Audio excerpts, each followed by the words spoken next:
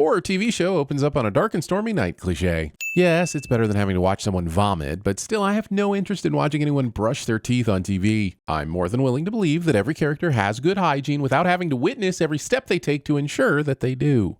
Which one? Pretending like there's a choice to be made here. That's Green Lantern 185. Here's the origin story of John Stewart, arguably the best Green Lantern in existence. You pick John first. Diana's patient. She can wait. Doesn't make sense. What doesn't make sense? Conversations about Season 4 of Stranger Things somehow make their way into a Season 3 episode of Stranger Things. We both saw her. She's totally fine. I don't know, Max. The way she offered you those freshly baked cookies was a little Stepford Wives for my taste. And you didn't even tell her to blink if she needed help. You two want to explain to me what in the name of Jesus just happened here? Thinking Jesus had anything to do with the possessed woman eating fertilizer. Save the Jesus B plotline for Season 4 when the satanic panic sets in for way too many episodes. I'd like to go back to Billy saying, "Try not to move." And I'd like him to be a little more specific, because both of them are clearly moving. Not taking the man who was beaten unconscious to the hospital. Dude probably has a concussion and you think he should just sleep that off on the couch? Also, how did Joyce get Hopper from the government facility to his couch? I know she's strong and determined, but in what world is Joyce the cashier lifting Hopper the dad bod, getting him into his Jeep, driving to the cabin, dragging him inside and putting him on the couch? Because I gotta tell you, I don't see it.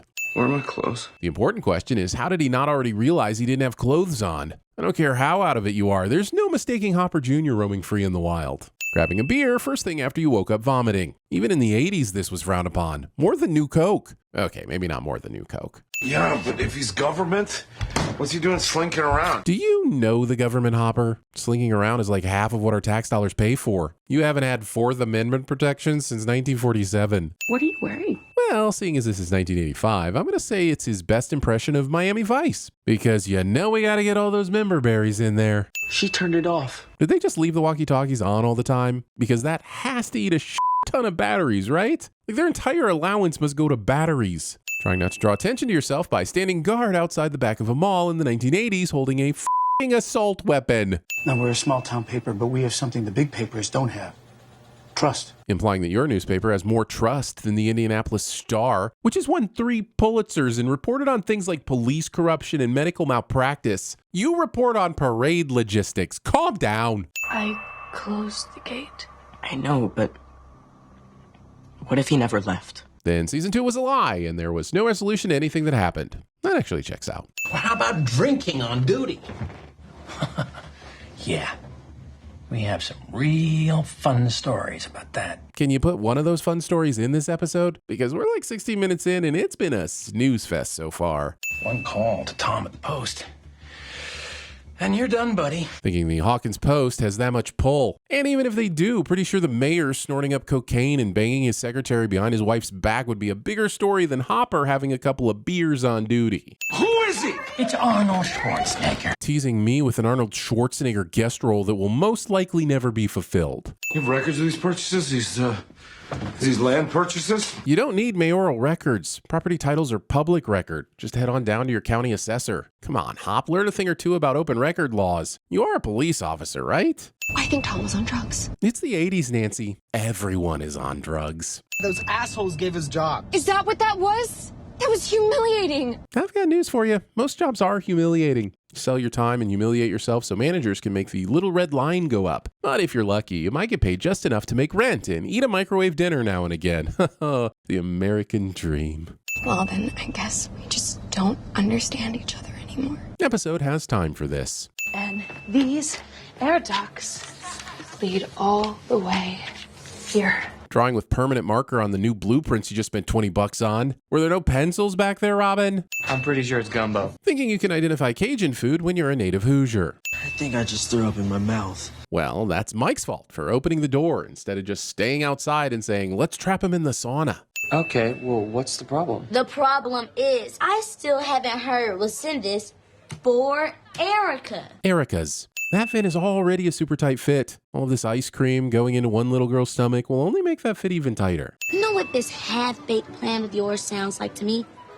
Child endangerment. Erica would be the strangest hire at TVSins. And I'm talking free ice cream or life. But this payout is solely dependent on the idea that Steve and/or Robin continue to work at Scoops Ahoy for the rest of their lives. Although, to be fair, Steve probably will. So, actually, this is a good call on Erica's part. What exactly are we looking at?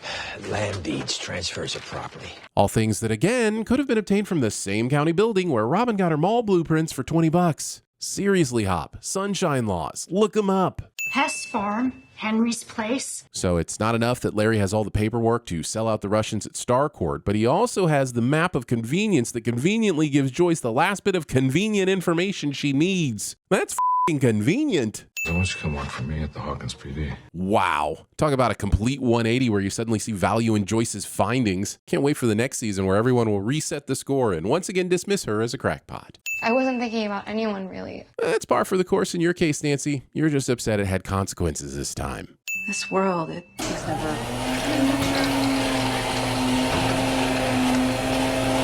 I know all the moms want to bone Billy, but not one of them thinks it's weird that he's being all creepy with his creepy lighter flicking and icy cup holding while on duty. Because they f***ing should. It was a really cool campaign. Was it though? A village under siege by swamp monsters seems pretty by the book in terms of D&D campaigns. It's not like Will was running Curse of Strahd. And yes, nerds, I know Curse of Strahd came out in 2016, which would have made it impossible for Will to run it in 1985, but that's exactly why it would have been impressive. Thanks for ruining my joke.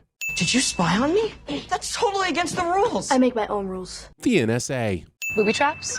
If I could see them, they'd be pretty traps. Yeah, seemed a lot more worried about the booby traps earlier when they first asked you to crawl through the vents. Free ice cream for life. Erica's f***ing awesome and all that, but I still feel like I need to send her parents because they're clearly not concerned at all that their very young daughter has been gone all day and night. We can only use the "it was the 80s" excuse so many times. As much as I, too, like a glistening wet Billy body, putting your clothes on without completely drying off is disgusting and will always get you a sin. You think this is funny, huh? Not particularly, but that's true for most of the season so far. That's definitely not Chinese food. Look, none of us actually know what MSG is, so we definitely don't understand its storage process. Which one do I press, Erica?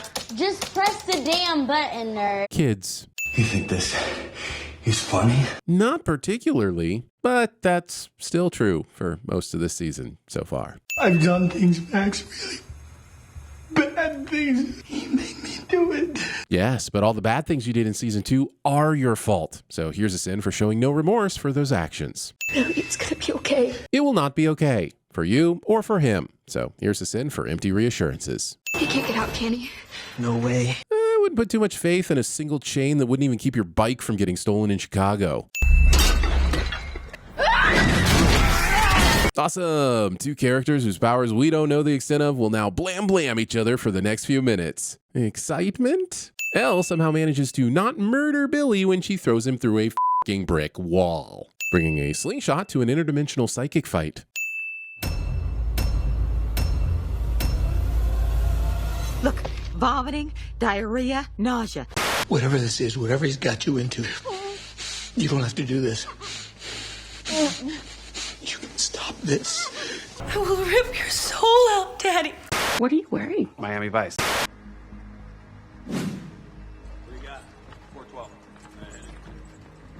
I'm looking for the name of a guy.